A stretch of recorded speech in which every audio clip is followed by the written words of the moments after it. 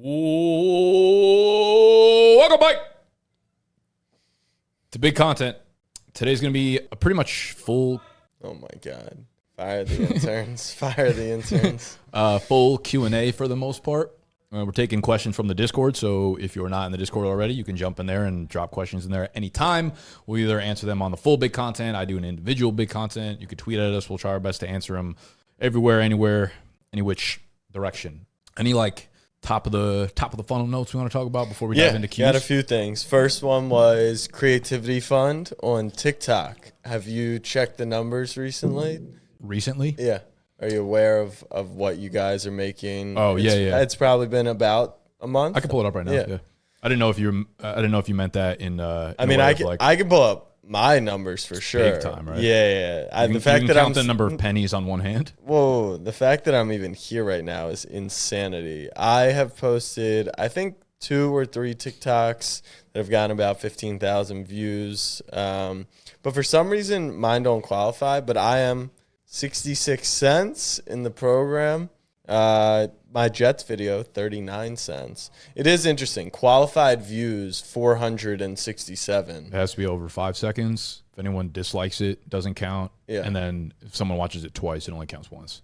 So that's I think the biggest drop off would have to be people just swiping after 3 seconds or something. So 13.7K views on the video, and 467 of them qualified. That's your click-through rate is... It's bad, but that's probably not a good sign for the platform. That if you really want to talk about on average 2% of your views on the page are actually being viewed. Now that's going to differ for everyone, but give me give me some. So we started actually, I think about literally, or unless it's just the last 30 days. I would say over the last month, we've made a little over 4,000. Nice. We had one game, I think the first ever intern game that they were in the office for went over 1 million views. That's our top earning one over the last 30 days. So overall views was 1.1 million. Qualified views was 640,000. Wow. So we made over $600 on that video.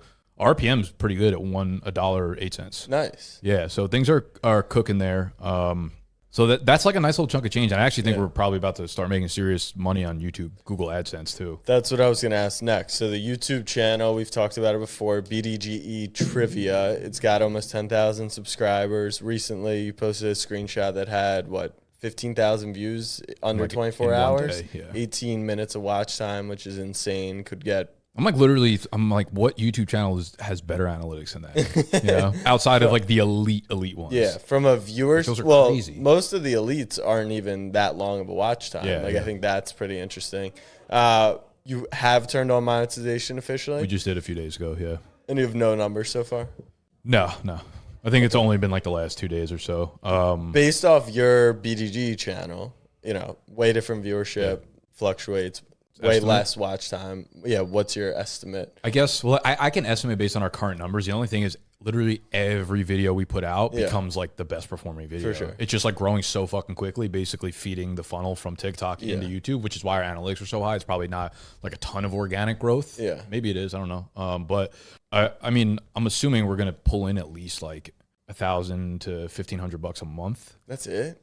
I'm right now, based on these numbers. Yeah. I think in a month, we're at a little over 9,000 subs. In 2 weeks, we might be at 14,000, 15,000. Yeah. So, it could be way more than that. I feel like it'll be significantly more than that, but I also don't know YouTube monetization that well.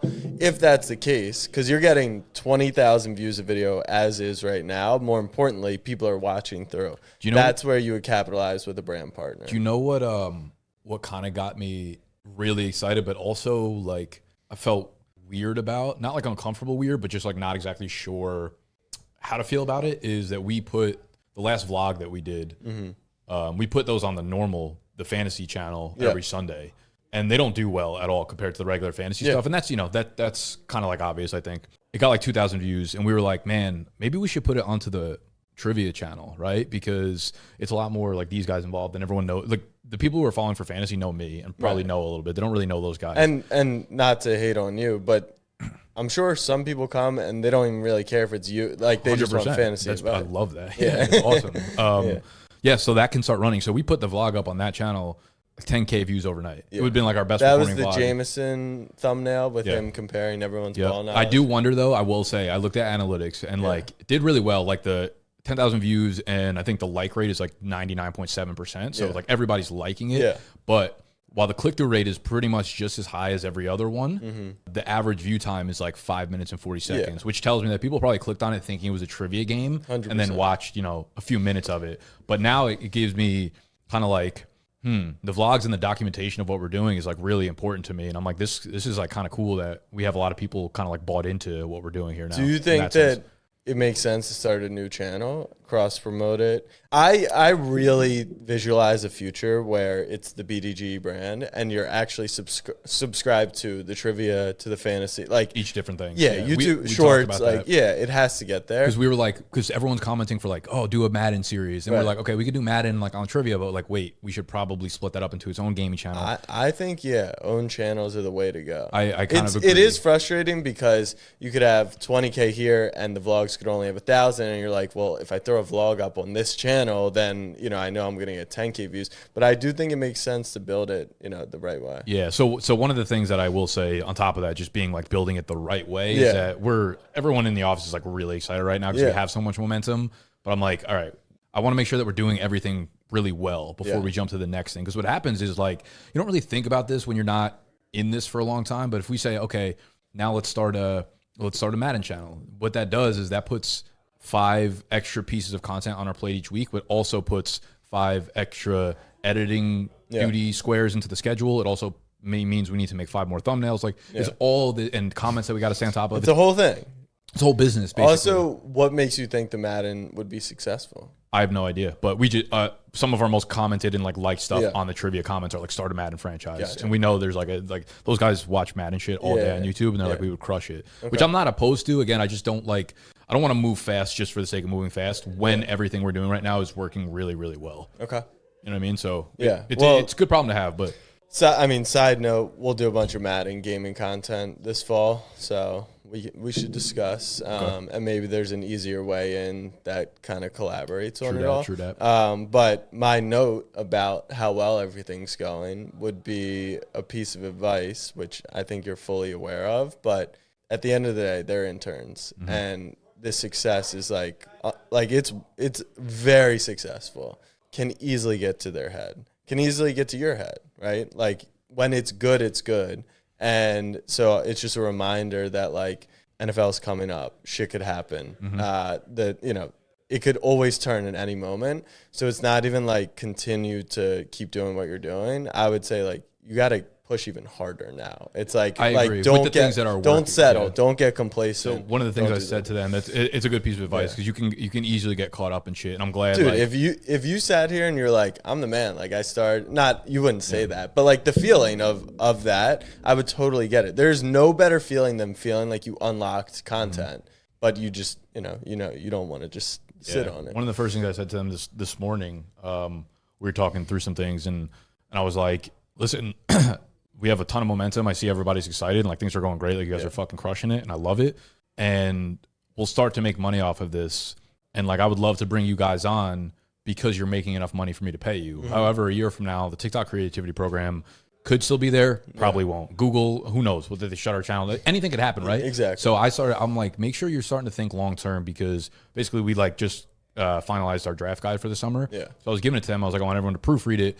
And I tried to explain to them like the fantasy side of things, how we work and why having our own product is so important. So I'm like, it's really good to have a lot of attention on social, but you guys for your longevity, if you want to be here for a long time, you need to start thinking of how do we separate ourselves from like these platforms being the ones that pay us? Like, does that come through merch? Does it come through making our own card game like Babita? Does it come through, what I was thinking actually is like, kind of came to my head as I was in the middle of talking to them, but it would be cool. So many people want to play with us, right? And we're going to build out the games, but I wonder if we were to build out like a suite of games, like 10 games, and you could play against your friends, but the only way to actually be able to play like all of them, like a monthly membership or something like that would be a cool way to monetize, So I'm telling them like, there might be an influx of money now short term, but I'm not making decisions based off like TikTok comments and how good you feel right now. I'm making decisions based off like how sustainable what we're doing is. 100%. Yeah, it's just an important note. Another important note is I am getting complacent. I'm taking a 2-week vacation starting next week. Unreal. Family vacation. I'm excited for it. This summer has been When do you leave? on Monday. So, yeah, the summer's been slow in a good way. It's been the last 3 years since I left my job and went full-time doing this. It's been nonstop. It's all in. It's been, few and far vacations or relaxation, but even just the business and the work of it has been nonstop, and I've loved it. And I think this summer, which has given us time to relax, recharge, but also plan for the future, which I think has been important. And then I know, like, the second I get back, it's game on. Like, Go time again. Yeah. It's the fall, which I'm excited for too. Yeah. I like that. That feels good though when you like get to step away for a second. You feel so like. Because when you're in it and doing it every day and grinding, you can sometimes lose sight of like why you actually loved it in the first place, right? So when you step outside, you're like you start to itch to get back into it. And sometimes you need those recharges. Yeah, another thought I had, which I'm trying to think of like how to not make it sound egotistical, is, and we've also discussed this prior. It's like we have a meeting with the NFL today, which is, once again, a situation where I could be like we're literally chatting with the NFL about working with them. It's the biggest league in the in the United States, in the world. But like I'll also 5 minutes after that meeting ends, like sit on the floor and like pack hats and ship boxes and tape and go to the post office.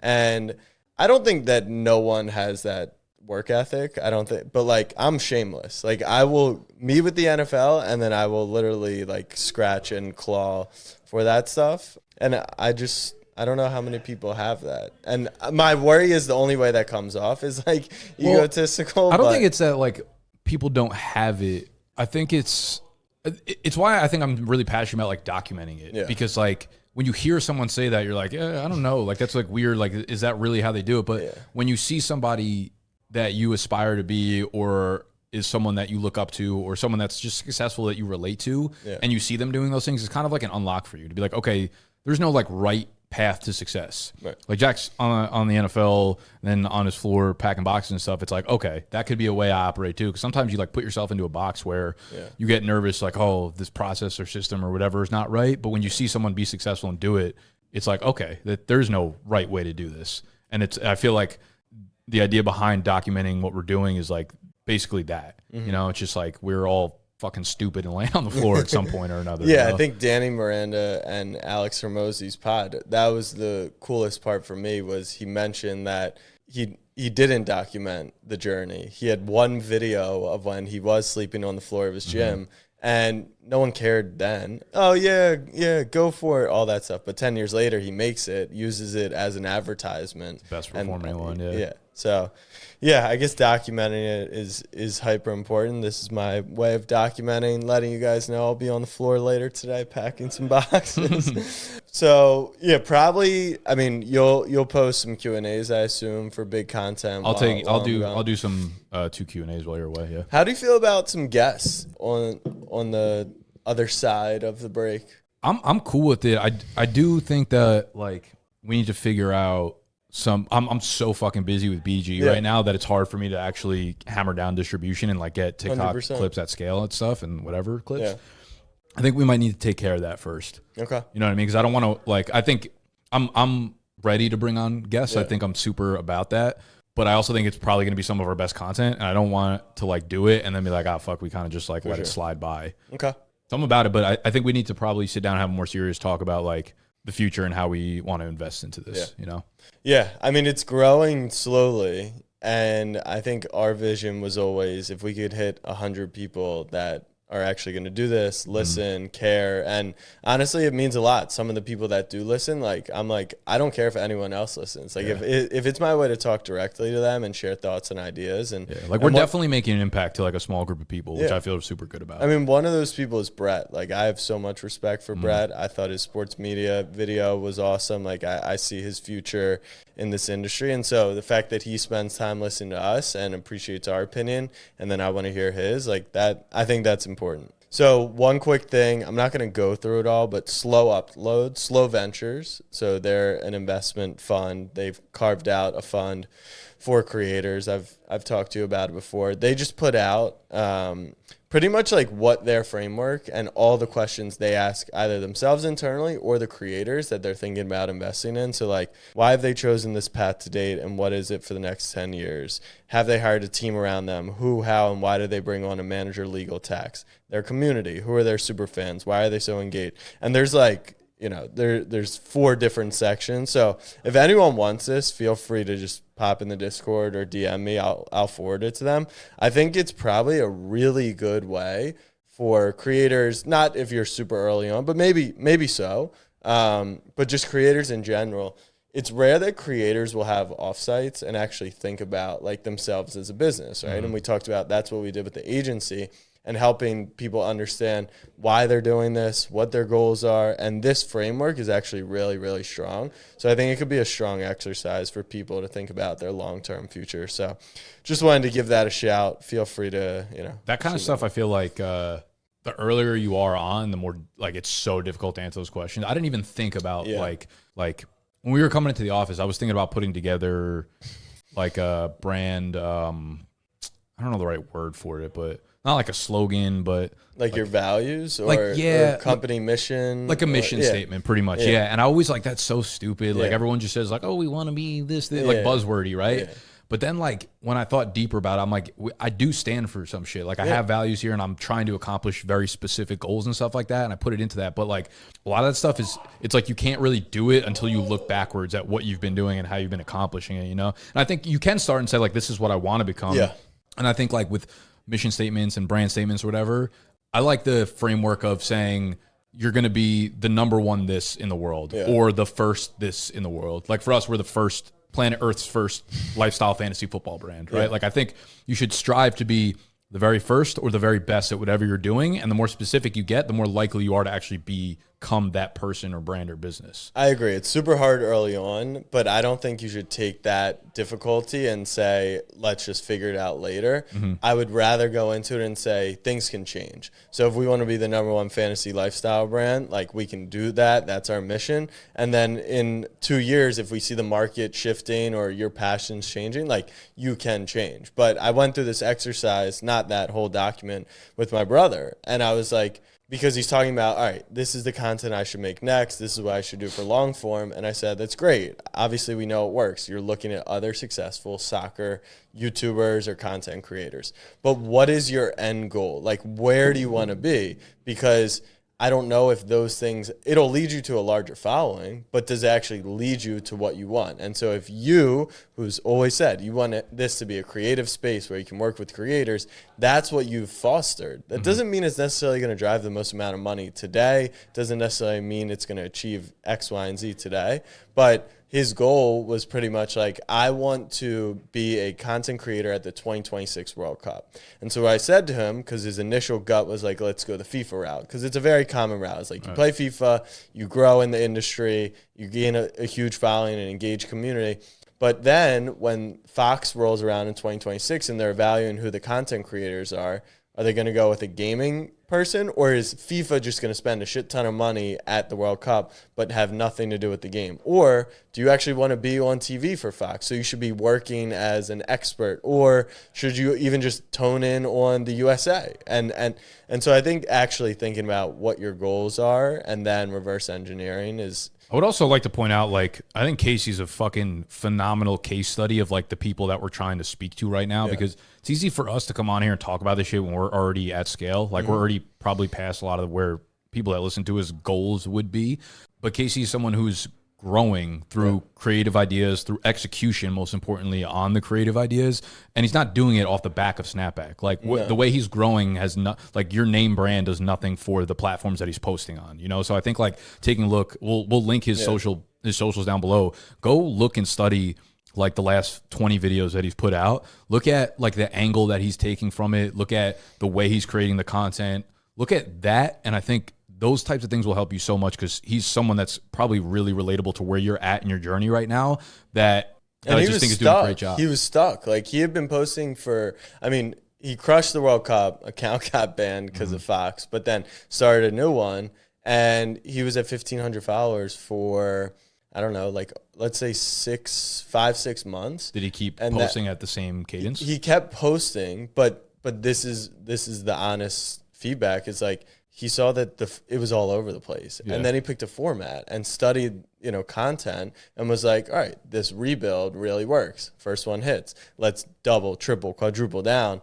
And so I give him the same advice as I was talking to you about with the trivia. It's like, all right, you know that this format works, but don't get complacent with it. Now take it and start actually doing the rebuilds in FIFA and show people how it plays out. Like, take it to the next level. So yeah, it is a good example. He's grown 5,000 followers in the last month after zero movement at all. Yeah, and I just like think we should keep a conscious effort of like highlighting people like that, because again, it's easy for me to like our trivia channel is growing off the back of what we have on TikTok. 100%. It's not from zero. It's not starting from ground zero. So it's not necessarily helpful to people who are starting there. But all right, let's get into the Q&A. First question is from.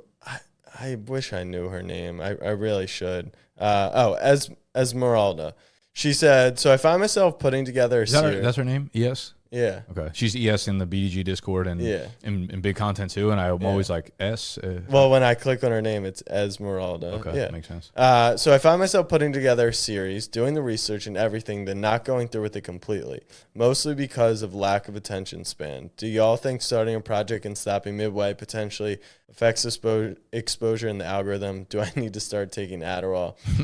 I was thinking about this, and then it clicked for me. My feeling is, your own mental focus. I'm not gonna. That's a you problem. Yeah, that's a you problem. But my one note would be, if it's not keeping your focus, is it going to keep the focus of others? I would have to bet no. Like, if you can't even become obsessed with it and from like a passion standpoint and want to finish it, then why the hell would anyone else? I would also say, like, as a creator, especially as a new creator, there's no reason necessarily to put yourself in a box. I think I had this problem early on where, like, it's easy to come out. I think a lot of people say that, like, oh, if I put something out in public, it makes it like more. Yeah. I don't like doing that anymore. Like, I don't like being like, we're going to do this and it's going to be every single day or every week or whatever. Cause I've learned that, like, in a week from now, I might not just fucking want to do it. Yeah. I don't want to look like an idiot every single time I do that. So there's a lot of times when you promise yourself in the long run, you're going to do this certain thing consistently. But I found, me personally, that doesn't work well for me. So if you're new to it, like if you're still getting your grasp on editing and creating, like that's already a lot of stuff on your plate and a lot of energy that you're putting towards that. So I wouldn't like overemphasize making sure that you got the series going. I would go one at a time. And if you continue to enjoy doing it, you can naturally make it into a series. I don't think it needs to become a series from the start, right? You're not like a fucking Netflix show. You're not like a big media company where you are promising content from the start. So I would experiment with what you like doing. And then again, if it naturally comes to be something that you want to do over a long run, then you can make it into a series. Next question is from Anth. I'm going to guess his name is Anthony. How long do you let an idea marinate before you really put action and planning into it for a new series or a new set of content? Are you just to start and see how it goes and let the market decide? Or do you have a run panned out to conclusion and just make adjustments as you go? So he's, can you repeat that? How long do you let an idea edit out the second time, but how long do you let an idea marinate before you put it into action? I don't like letting ideas marinate. It's essentially like, if you have an idea, do you think it through, plan the whole thing, and then go through with it? Or it's like, let's just put out the first one? Well, I would say like putting out is not necessarily like executing on it. I think that's like the biggest lapse for creators is executing on it is doing the work before you put it out. You know what I mean? So like if I have an idea, I think also most of the ideas we have are not so grand scale that they need all this planning and months of work going into it. When I'm thinking like, oh, I love this content idea I just thought of, like I might just go into the office that night and start doing research for it immediately. And if I find like, it's not really hitting like I thought it would, or if I can't find enough good pieces of content or ideas for this actual theme, then I'll get rid of it. But listen, ideas are fucking dime a dozen. Everyone has a million ideas. Like the people that get places in life are the ones that execute on it. So don't overthink the idea of fucking ideas. Go execute. I'm telling you, like you will be you'll learn really quickly once you start executing, but you'll tell yourself stories in your head if you're just sitting in idea world the whole time. So I think you should jump fucking right in, and then you'll learn different fucking problems along the way and be like, okay, we need a little bit more planning time. I'll use the analogy of jump into the ocean, even though it's cold, but like make sure you're wearing a bathing suit, make sure you have sunscreen on, like The bare minimum, yeah. right. Like make sure you're not just, I have this idea to run in the ocean and you just run in, like be prepared, make sure there's no sharks right there, and then execute and then figure it out. Yeah. But you agree though, like the way that was stated makes me feel like the executing means like posting it right away. And I think the most creators, like the difference between a lot of creators is the phase of actually prepping for the video itself. So just get to execution as quickly as you can. Yeah. For example, with Casey's rebuilds, if he's like, oh, I should rebuild these soccer teams, right? How long does it take him to prep and research for that video? I think I would have to ask him, probably 30 to an hour, depending on the team, if he has knowledge or not. But he said he's actually enjoyed that process and learning, which I think is nice. But he had the idea to do the rebuilds, and instead of just like doing a green screen of it, he's like, oh, what if I did it in this fashion? We edit it this way, and then you start adding hooks, and then you figure out, oh, this part of the rebuild is working, so now I'm going to implement that into the next one. And I think that's the best way to attack it. Last question in the Discord is from our boy Dylan. Dylan, similar question, but how long do you give before you decide a video has flopped and add a change to the video, i.e. thumbnail, title? Recently I had a video that I thought was good, underperformed. Not sure if chucking up to the algorithm is the move, but I tried to update the title like 6 hours into it. If not performing well, not sure if I should have let it ride 6 hours. 6 hours. That's really quickly. I would usually give it like 48 hours because you have like a measuring stick, I think, especially with YouTube, where they give you the last 10 videos and how it's relative to those. I just recently had a video where I thought it was like really good content. Me and my friend Adam, who was in the office last week, did a Dynasty trade pod together. It was like over an hour long, like really, I thought it was really high quality content, and it was performing lower than most of our other videos, which I wasn't surprised about because the audience doesn't know them, and it was much longer than our normal videos. But I wasn't sure I did my best work on like the thumbnails and stuff like that. And I feel a lot of the time you kind of have an idea of whether or not you're kind of like lazy on it. I do think he writes, I think this is really good content. So I find that interesting. The funniest part is I almost feel like every video I've ever posted on any platform, I know if it's good or not.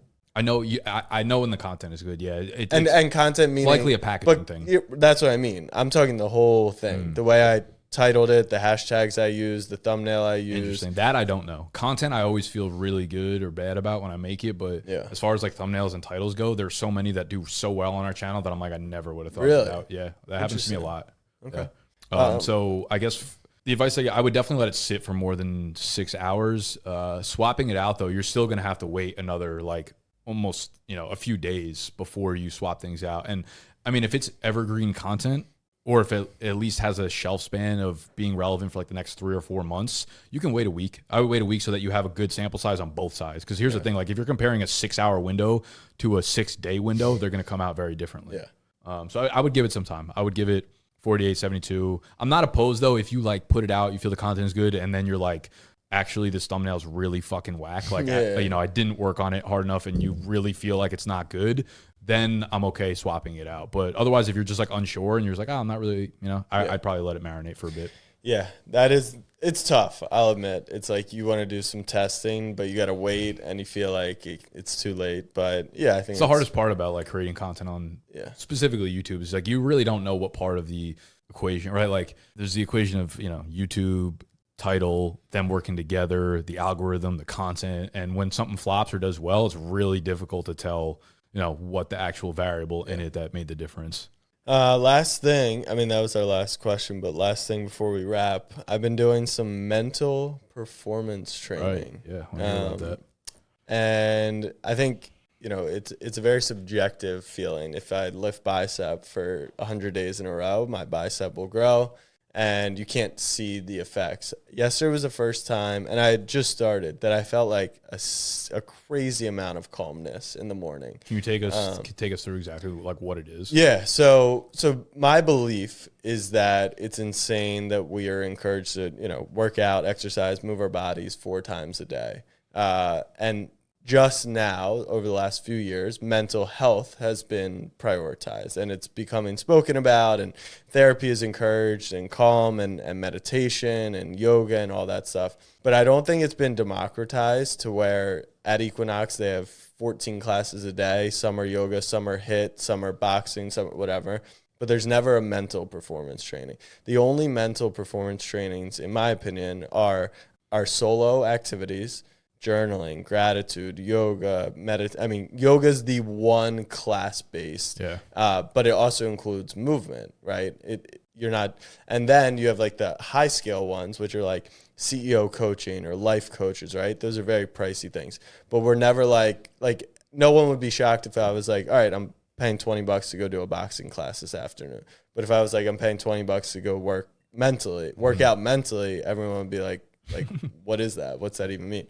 So there's a lot of different trainings and exercises. The first one we did was like a self-awareness matrix, which was the most therapeutic of it. So it's just assessing where you are, things you like that you're doing, things that you don't, pretty basic stuff. Then this week, my workouts have been like breathing, walking. Like you do this, you have a coach or you have a single person that works one-on-one with you. Yes. No, that's the thing. I'm trying to make it so it's not a one-on-one activity. But I'm saying it is though right now. No, with the first class we did was 3 of us with the coach. Physically? We did it virtually because he's in Denver, but we did it virtually. And my goal is to scale it up to, can we get 12 people in there? And can it be encouraged that you don't need to meet with the trainer every single time, just like you don't need to go to a workout class every single time. But can you do it a couple times a week or a month and then work on that outside? And it is crazy. It's like if I were to spend 60 to 90 minutes in the gym this morning, no question. The fact that I'm spending 20 minutes, which is a third of that, just feels like so much progress and so much help. You feel like what do you feel like has changed or progressed right now? Not a ton. I mean, I felt calm. You did just start, obviously. Yeah, so. I felt calm yesterday, and I slept really well, and then I slept like shit last night. So you'd be good. You're not waking up at 5:30. Yeah, exactly. But I just think it's interesting because it is especially important for business leaders to have a clear mind and to have their brain constantly be working. But like, I think it's just as important for the guys in the office to be doing that. And like, I feel like Gut hasn't been working on his breathing recently. Like, it's obvious, you know what I mean? He's huffing and puffing around the office all the time. I think a lot of the reason it still has not pushback, but not a ton of like popularity or progress behind it, is that we as humans love these quick hitting things or like very tangible, obvious things. Like, you go to the gym and you might lift for a month and really not see much of a difference, but when you're in the moment, you do see like the pump and it's there for 2 hours. So you're like, oh, this is getting me something immediately. And we love short-term gains. Like humans are wired to love things that happen to them now, not long-term gains. And if you can't physically, tangibly see something, it will drop off 95% of people. I do think part of like, this is all kind of like a hypothesis of mine, which is why I'm going through it and testing different class structures with my buddy who's leading it and trained and all this stuff. But I do think the ultimate way is in person. And I think you do find tools that can show people, like you could do a breathing exercise and everyone could chart their breathing. And then you come back a week later, and if their breathing has improved, people would be pretty excited about that. I think you need to it's almost like reverse engineering. How do we make people want to do this? It's almost like you need to have these breathing exercises techniques, and you also need to have some sort of like mathematical number behind it showing 100%. People that they're improving. Like, oh, we need the blood work from this week to last week. Like, oh, your cholesterol's down 6%. You know what I mean? You need something that like hits people, that gives them like that jackpot feeling, that gives them like that like almost adrenaline rush type thing. Yeah. The one I'm most excited about is I did a Sunday yoga class, and the name of the class was actually like wind down yoga. And so I was like, I think we should do in between the 4:00 games and the Sunday night games, like a 30-minute class. And each week can be different. And it could be breathing. It could be self-awareness. It could be, do a little walk, like this walk where you're just walking around and you're just feeling everything, how your muscles feel, what your brain's thinking, all that stuff. Because I just think it can set yourself up for so much success. I've gone through like pockets of my life where I was like kind of into meditation. Yeah. I'm like, I know what it is and I understand it because I've been there before, but anytime I try to get back into it, I'm like, I'm so bad at this. I'm so bad at it, you know? And I'm like, fuck this. And I just like kind of give up. 100%. And that is where I think class structure maybe helps, because it is solo activities. And so everyone's going at this stuff solo. So you're like, I suck at this and no one's going to hold you to it. But if I'm like, yo, get on the Zoom, like we're just doing our Sunday night thing and everyone's going to be there, I think it could work. So how much does that cost, like per class? We're figuring it out. Like we're just building it. He just graduated, and this was this is like my idea of trying to make it for the everyday person. But it's funny, like he's out in Denver and he was like, yeah, would like, $20 a week or whatever make sense? And I'm like, dude, based off what I pay for my gym, no price you say is going to be too much. So yeah, I don't know. What would your interest level be in like meeting once a week or meeting once a month? I would definitely be open to it. Yeah. I think that's everyone's feeling, is like, I'd be open to it. So I just think I gotta do it and then set people up. Yeah. I mean, if you send me over the details, I'll be there. Yeah. I'll pull up. All right. That's all I got. All right. We got a call in like 5 minutes. Oh, it's my birthday on Sunday. This Sunday? Yeah. Hell yeah, I guess. What are you doing? Is that like an invite somewhere? No, it wasn't. Because I don't come to your birthday. I was just saying, you didn't seem like you needed to know where to end. And if I was like, oh, it's my birthday, you'd be like, oh, happy birthday. Yeah. See you guys. No chance. In August. I'll come out and celebrate, though, if you do something. Okay. Maybe. All right. That's all we got for today. We'll see you. I'll probably see you next few weeks. I think we'll do Q&As because Zach's on vacation.